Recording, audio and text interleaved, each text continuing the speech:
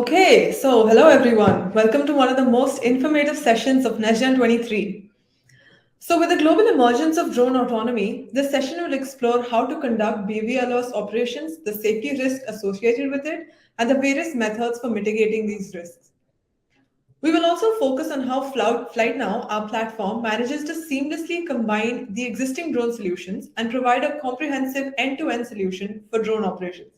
Additionally, we will also touch upon developer ecosystems that FlytNow provides and the ways in which it can empower developers through SDKs, help forums, simulation tools, etc. So let's dive in and learn more about how we can safely and efficiently conduct BVLOS flights using the latest technologies and platforms. So worry not. To show you the way forward, we have Havish and Amog with us, both lead product engineers here at FlightBase, joining us today.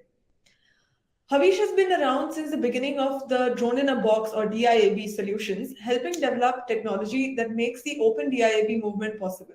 He's worked with multiple OEMs across the globe and has overseen various deployments for a range of use cases. That being said, I think it's safe to say that Havish understands the complexities that may arise while performing BVLOS operations. And as for Amog, he's a graduate from IIT Bombay. He's been crucial in the development of FlightBase's robotics and web development team, which is his expertise in multiple programming languages.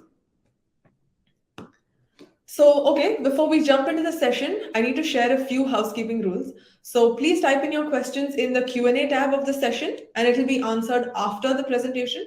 This session is getting recorded and will be published soon. And also there's going to be a poll in the chat. So please put in your votes there. And last but not the least, please remember to capture your favorite moments of the session and share it on Twitter or LinkedIn using the hashtag NESGEN. A few lucky people who share it might have a surprise in store. So before we move on, I just want to thank our sponsors. So thank you DGI Enterprise, who's our title sponsor, and Volitus Aerospace, who's our platinum sponsor. So thank you for supporting us in this mission. Okay, with that, over to you guys. Hey Natasha, thank you for the great intro. Let me just share my presentation and we can proceed. So can you see it okay? Yes, we can. All right, so hello guys and gals. Hope you're having a great time at NestGen. Let's dive into the problem of bridging the gap to BVLOS adoption with enterprise-ready software. So let us begin with why are we even, let's break down the terms, right? Like BVLOS and autonomy and everything. So the reliability and availability of resources while operating at scale is critical for enterprise drone solutions, which are aimed at applications like regular inspections, augmenting security in perimeter security kind of applications, responding to emergencies, augmenting the work that first responders do. And any enterprise scale solution would involve a lot of hardware, it would involve a lot of software. And so just imagine, like, if you had to train somebody and that person had to learn how to use various different type of hardwares and softwares, and you would have to train a lot of people like that. You would have to ensure that there are people acting as redundancies, so that every time you have a requirement, there is somebody to come and help you out. This whole like system is not very scalable. Like, it's not very easily scalable. At least you would need a huge amount of people. You would need to have a lot of training materials and resources to ensure that even this large group of people are able to maintain a high degree of safety and still meet the needs of the application. So in such situations, it makes a lot of sense to automate as much of your solution as possible, right? So we believe that the most efficient way to scale large scale enterprise drone applications is through autonomy. We cannot just keep adding visual observers as the scale increases. So for this, we know that today with docking stations, with all the presentations you have already seen, and you will see that autonomy is now already a well-realized dream due to docking stations. Essentially, you don't need anybody on the ground to help you manage the drone, like switch it on, switch it off, or change the batteries or anything. You just need to deploy a docking station which does all of this for you. And by using different kind of ground control stations, like even FlytNow, you're able to give missions and eliminate the need for any kind of manual flight where somebody needs to hold an RC and fly. But what we do need to do is that we need to transfer over the responsibilities and the technologies of the visual observer that he's performing on the site to something else. Like that something else is the technology that you need to build to have your system actually be safely remotely operable. Right, and we need to prove to aviation regulators that these technologies can actually replace pilots on the ground and while matching, if not increasing, the safety of drone operations that is provided by pilots on the ground. So, Amok, can you give us an idea of these responsibilities and the risks that to BVLOS? Yes, thanks a lot, Havish, for providing us a quick introduction to what we are going to look into today and also a brief introduction on BVLOS. So, right, as Havish aptly mentioned, BVLOS operations are the future, and there are three primary risk factors to any BVLOS operation. The first one arises from the vehicle itself. So you might be using a drone, different kinds of drones, different kinds of docking stations, probably some additional sensors, hardware, etc. All of these inherently are risky. You might have failures in drones, you might have failures in docking stations, and so on and so forth. So that is one risk area that needs to be mitigated. Over the last year, we have seen that through the emergence of various new docking station partners, so on and so forth, we have had a lot of improvements in docking stations. So right now, there are systems that handle power failures. There are multiple redundant systems in place with docking stations so that these failures can be mitigated. Similarly, with drones, we have now moved to triple redundancy when it comes to various critical sensors such as IMU and so on and so forth. So this is something that various kind of manufacturers in the ecosystem have been taking care of and have been working actively to mitigate this risk. The next risk that is present when it comes to BVLOS operations is the area of operation or the airspace. Within this, so this the airspace was something that the visual observer uh, in BVLOS operations used to kind of man. The visual observer used to take care that there is no kind of rogue aircraft in the airspace, or you don't have two aircraft that are on collision course. So all of these things are now not possible without a visual observer, and hence this is one area where you need a lot of new technologies to come in, so that these risks can be mitigated and BVLOS operations can be realized. Another risk that you need to look at is the operational risk itself. This is where you need to look at things like, are we following the correct checklist procedures before we launch a flight? Are we looking, do we have the correct, I'm sorry, yeah. So when you look at operational risk, you need to look at checklists, you need to look at fail safes, you need to look at whether your drones and have correctly configured fail safe so that if there is a low battery, drone can return back to the docking station, so on and so forth. So with all of this, we now see that with these three critical kind of risks posed by BVLOS operations, and to kind of do BVLOS operations, we need to have systems in place so that we can actively mitigate these risks. If you can move ahead, Havish, thank you. Right. So looking at systems that can help mitigate airspace risks. So with this, we have had development in terms of UTM. So UTM stands for traffic management. And in this, you have various services like Altitude Angel who are providing airspace data, who are providing data for different aircrafts in your airspace. And these can be used to have intelligent algorithms on top to kind of mitigate airspace risks. We have different sensors that are providing local airspace data. We have ADS-based listeners and ADS-based systems that are also helping in this space. Systems like collision avoidance and then dynamic path planning using all of this.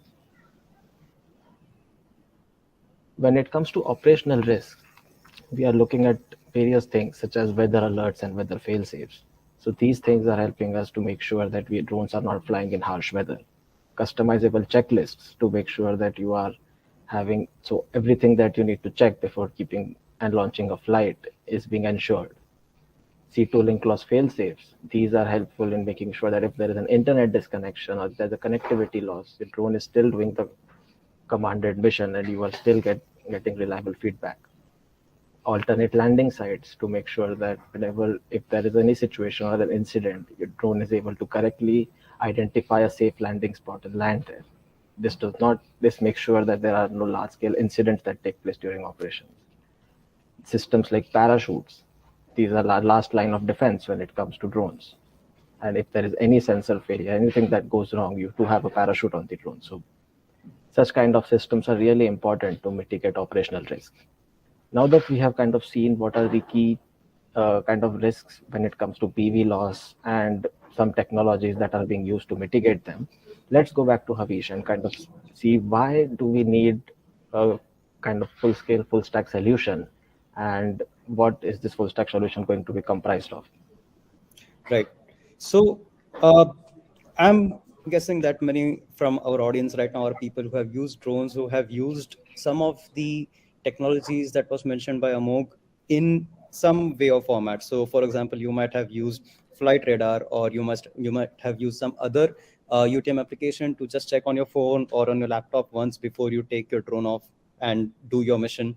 Or you may have opened maybe even Google's weather services or some other web weather application to just figure out, well, if I'm going to fly today, is it going to be safe? Is it going to be too windy? Is it going to be too rainy? And such things, right? So let us say you did all of that for a particular customer's deployment where there was a specific use case, and you figured out very well all these sub modules, like the app that you're using to check weather, the app that you're using to check for airspace. And now you have a combination that, okay, I can use these three or four modules to to basically be sure that my flights are going to be safe and they are going to be reliable. The problem is this particular combination of of these modules are uh, not going to be applicable everywhere. Neither are they going to be applicable everywhere. Sometimes they're not even applicable for each of your use case. Why does that happen? Right. So it happens because right now, when operating in one particular country, in one particular place, one particular place, you're making your systems work with the local regulations of that particular area, right? So according to the local regulations, let's say you absolutely need to have a certain type of parachute, so you ensure that your drone has that kind of parachute, right? You also might realize that a particular service gives excellent UTM information to you in that area.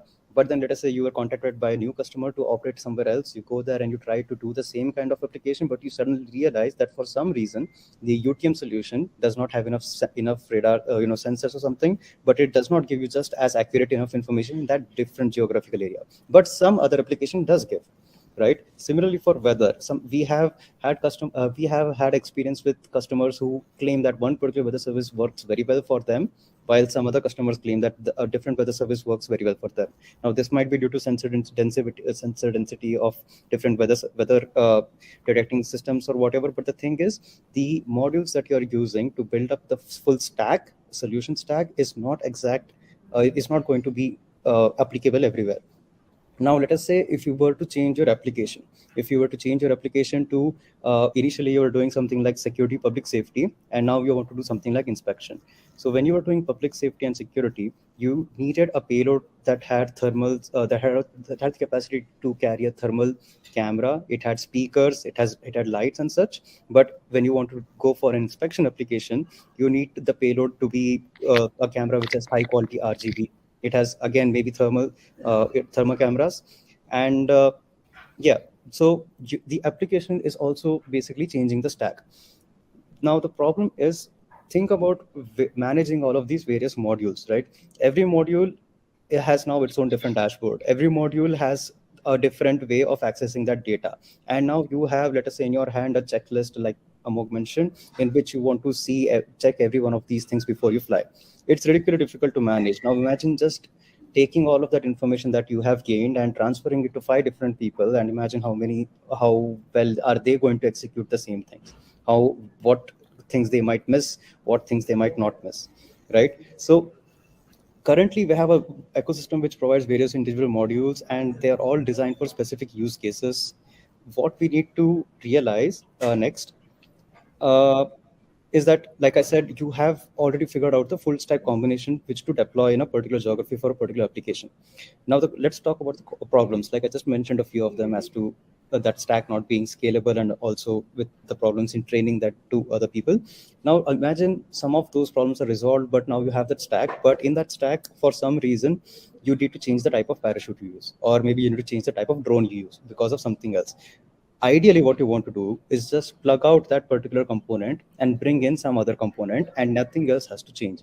For this, you need a platform which has proper demarcated layers, which is modular, where it is very clearly defined as to where these kind of modules fit in, and what way they exactly behave. If you do not have such layers, let us say you were to just replace a parachute, but the way the parachute communicates is totally different, or the way it operates is totally different. Now you have to modify the whole stack to just fit something new, right? So so you need a platform where it is able to use it has layers where it's able to bring these modules together. So FlytNow is the glue that kind of holds it all together. It's a modular platform, and it has like defined the rules of communication between the different module layers, and because of that the modules can swapped in and out, and these layers clearly distribute the responsibilities, and whatever modules exist in a particular layer behave a certain way, so it is predictable. Because of this predictability we can make it reliable. For example, FlightOS and DocOS, you might have heard of this before, but FlightOS is like a drone agnostic solution which can work with DJI drones, APM PX4 drones, but it works with FlightNow dashboard, so it doesn't matter which drone that you use. If you give a mission on FlightNow dashboard, it is going to make either of those type of drones fly. Similarly, on the FlightNow dashboard, if you were to use you were to give the command to open a docking station. Now it does not matter if you're using a Hextronics box, or from one from iDeploy, or iDeployer, or one from Hysha, the box is going to open, because the layers are clearly demarcated. You don't need to change the whole software just to make a new box work for you. Now these layers, they all happen through standardized interfaces. They happen through specified communication protocols. So let's go into a little bit more depth, because this is kind of very important, and Amol will explain how FlightNow does this. But just before we do that, Amol, can you tell us about how operational workflows and modules come together? Like, it's not just necessary to have an integration of all the modules. How and why is it necessary that they're part of your workflow? Right. Thanks a lot, Havish, for taking this forward. Um, right. So, as Havish already mentioned, I think we are pretty clear on the fact that we do need a lot of modules, and it is already challenging enough to have all of these modules integrated into a single platform, and all of them work seamlessly together. However, when we look at individual modules, they by themselves are not capable of kind of mitigating the BVLOS risks that we need them to do. For example, if we take a specific weather service, you would need that service to be tightly integrated with the service that is planning your missions, that is executing your flights. So that if the weather service is able to detect that, okay, now we have harsh weather outside, it's snowing, and the drone cannot fly, we do not want the drone to take off. So these kind of intelligent workflows are required so that all of these different modules can come together, and then they can mitigate the BB loss risk that we want them to do. For this, FlightNow has carefully built its architecture so that it can enable you with a plug and play system. It also has a lot of intelligent workflows and a lot of enterprise integrations so that a lot of the risks that are there with BVLOS can be mitigated using FlightNow, and FlightNow can also help you with an enterprise level applications. So, Havish, can we move ahead? Yeah. So, looking at the high level architecture diagram for FlightNow and how FlightNow has kind of pieced all of these different modules together so that while they work seamlessly, they are also, you can also able quickly kind of plug one in, plug one out, replace one of these modules, and still have your full stack functioning.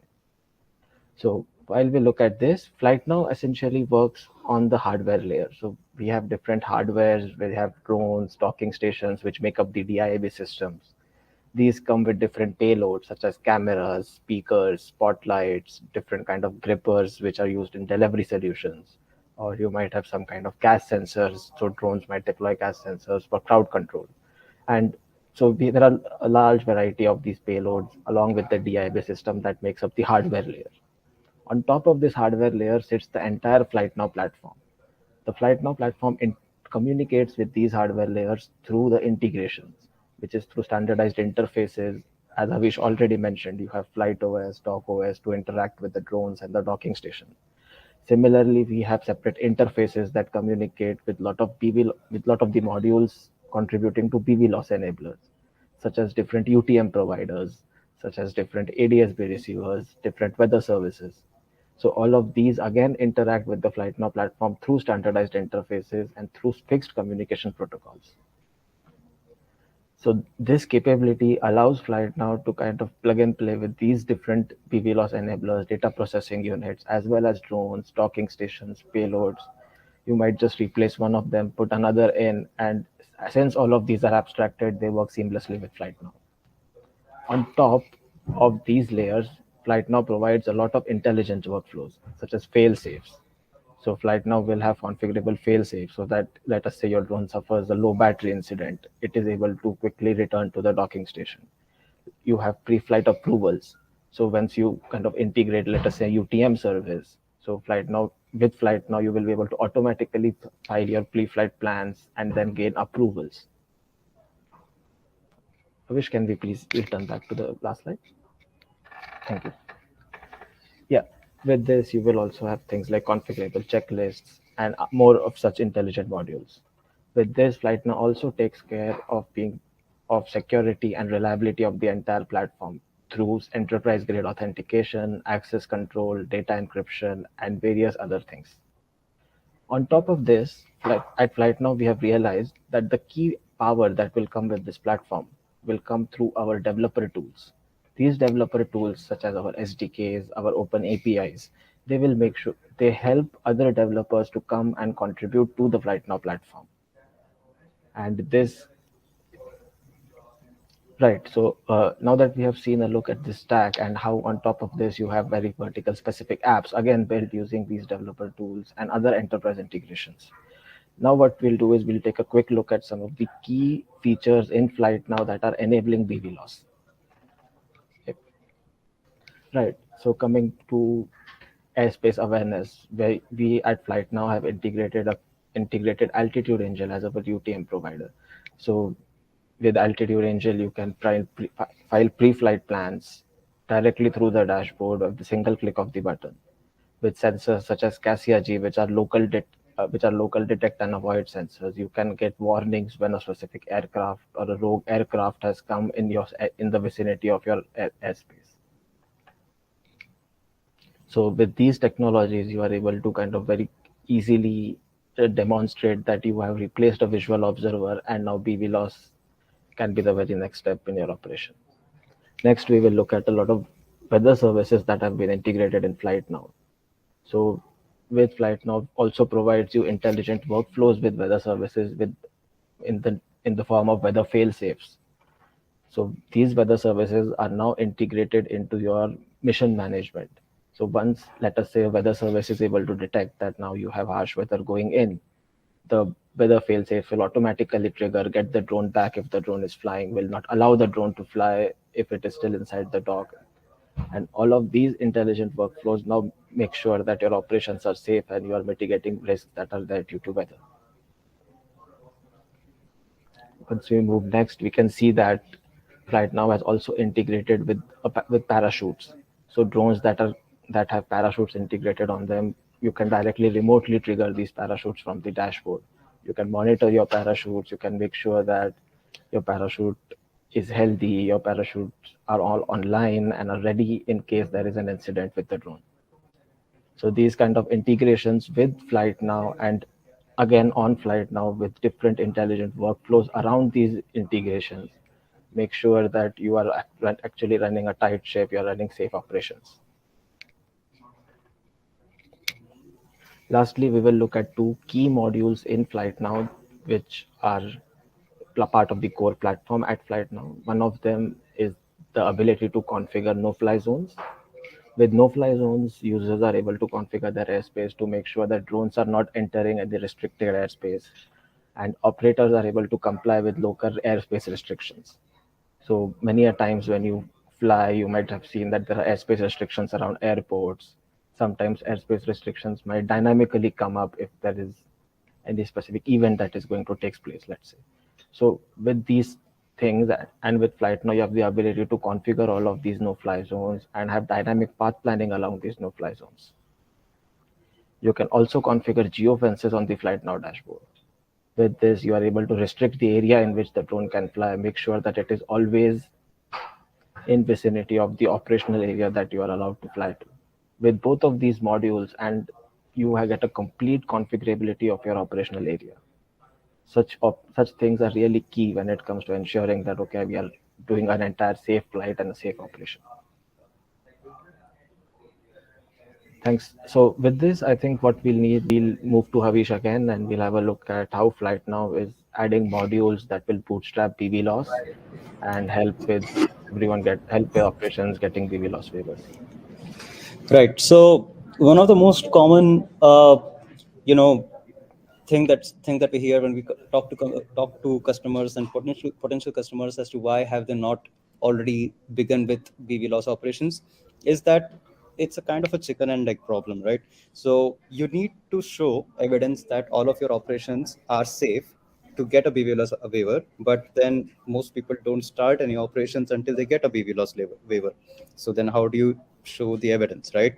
So the solution to this, and what we suggest to most people, is that start your operations with a visual observer, but make the visual observer as redundant as possible, right? So just let the person stand there for maybe a few months, like that, the amount of the duration that is required to gather enough evidence, while everything is run remotely, is everything is run autonomously.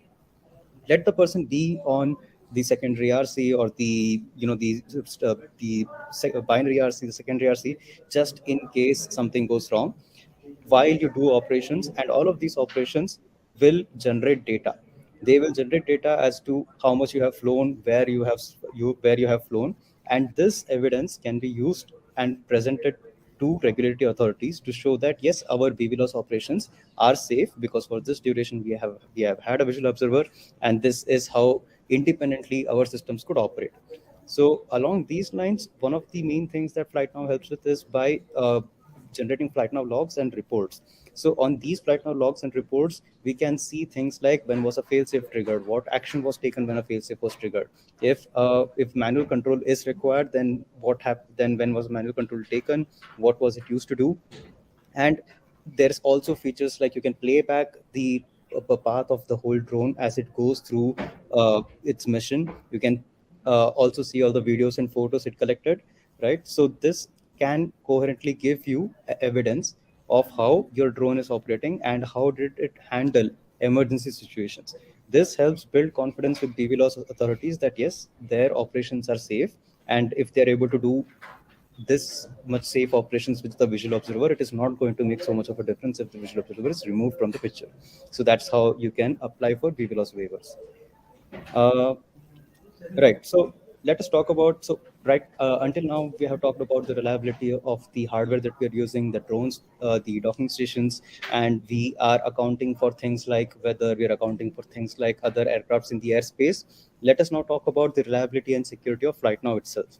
Right. So FlightNow being such a big part of the BVLOS drone enterprise applications, there are three pillars on which our reliability is based on. So one is fault tolerance, second is monitoring, and third is incident response. So fault tolerance is where we have multiple redundancies, we have failovers to handle any issues that might come up. When those issues come up, we have very robust monitoring systems to immediately raise it to the technical team so that they can take a look in and see what's happening. While they are responding to these incidents, we are also communicating the status of the incidents and the issues very clearly to our customers and our partners, so they are aware of what's happening. This builds a reliable this makes the whole platform reliable and increases trust with anybody who is using FlightNow. Their experience with FlightNow is something that is trustworthy. When it comes to security, again, there are three major pillars that it is built on, which is like infrastructure, access, and data. So when we say access security, what we mean is basically authentication. So it's an enterprise solution. So you have single sign-on to get into FlightNow, and there's access control to manage who can fly certain drones, who cannot. So, like, for example, people with only people who have proper licenses can start a mission with a drone. Others cannot. People who do not have access to certain resources are not given. So that is how access control kind of ensures that authorized people can only use certain resources. We have data privacy to keep your data isolated and protected from anybody who does not want to see, who wants to see what you're doing. For example, we have all the data goes into S3 and these other cloud and bucket services. Those are all protected, that those can only be viewed by you who generated the data. And lastly, we need to talk about a developer ecosystem. So the drone automation industry is still growing. Innovation is still happening at breakneck speed. So every use case doesn't have a ready-built module for it right now for every possible geography. So even if these modules become available, like for example, there's a UTM available for every corner of the earth right now, it is not possible for the FlytNow team to integrate all of these ourselves. And what we need is a way to let people do this integration themselves. So that is where the developer ecosystem comes into play, right? So people, developers who are outside of FlytNow, they can use our API stack, they can use the simulators, they can use our tools to integrate their own modules into the FlytNow platform without necessarily FlytNow, the engineering team in FlytNow stepping up to do it. This is the only way to uh, scale integrations and also to make OpenDI such a huge success. Otherwise, it would all be concentrated. So, for example, take Android, right? So, so many people make apps on Android. It's not like only Google makes apps on Android. Because of that, Android is such a widespread, accepted, and used platform. Similarly, that's how FlightNow platform also needs to be treated. So I think we're at the end of our session. So Amok, this has been a very long and heavy session for everybody, I believe. Can you summarize this in a few short points for everyone? Right. Uh, I think some of the key takeaways from this session are definitely that we initially looked at how BVLOS regulations do vary with geography. They vary as different modules need to be deployed based on where we intend to deploy and the type of application that they need to serve. FlightNow as a solution is unique in terms of that it enables you to mix and match these modules and create a full stack solution that is suitable for a specific application in a specific geography. So that is something that we looked at next. We also saw that how FlightNow is able to provide a lot of customizable workflows and a lot of intelligent kind of modules on top of these basic integrations that cut across different BVLOS providers, different modules that are used to mitigate safety risks and also serve specific use cases. And lastly, we saw how FlightNow is automating data collection, and it is kind of providing you a platform from where you can do a lot of tests and finally do a lot of operational evidence and build a strong safety case for your BVLOS waiver application. So with these 4 points, I think I'd like to leave the audience with as part of the end of our session. And over to you, Natasha, for the next one. Thank you. Thank you, Havish and Amok, for sharing these insights. I'm sure it'll benefit the audience who are looking to scale their BVLOS operations. So yeah, let's jump in. Let's go to let's open the house for a round of Q&A.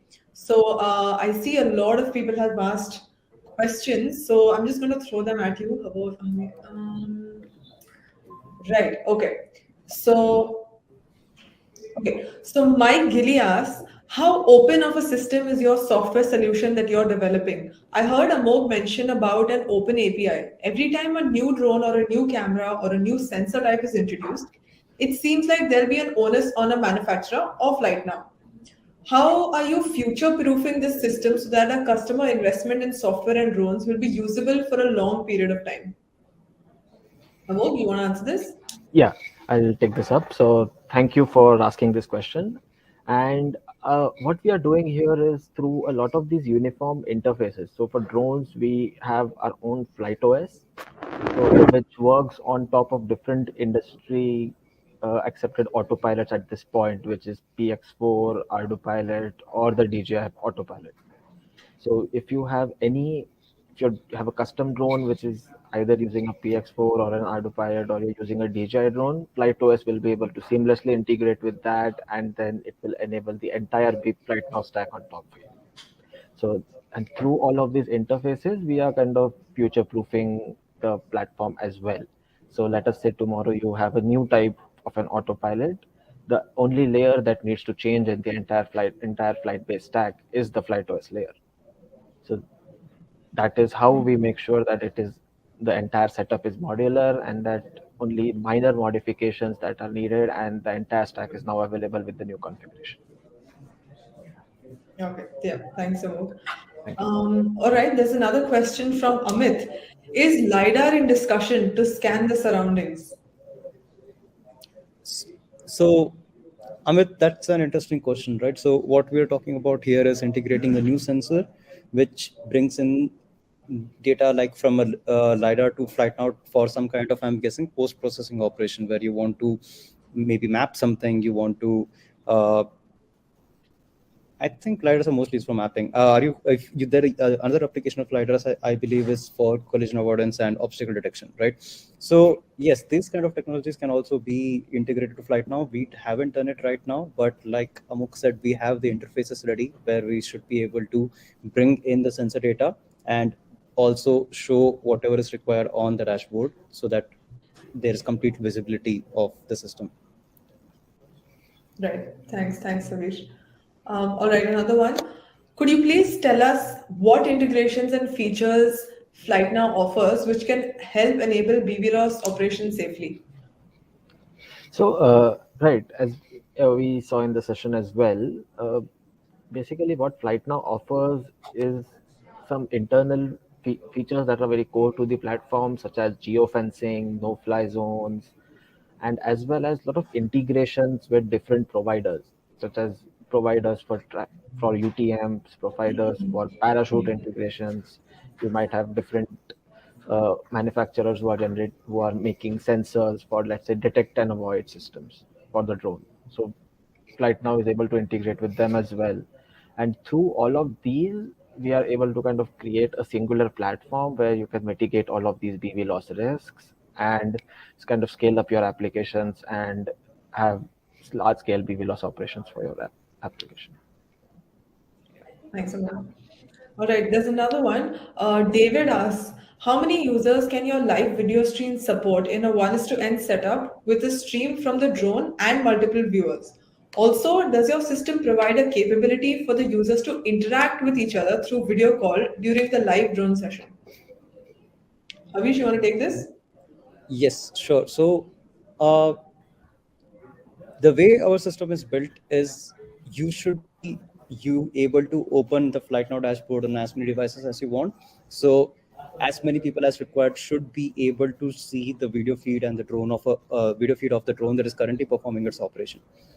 That's the answer to the first question. The answer to the second question, where you want to know if there is any uh, intercommunication capability within the dashboard, we currently don't have that built in. We currently don't have a road breakdown or a roadmap. But if, let us say, we find that it's a very important module for BVLOS and automation of systems, then it would be probably be picked up.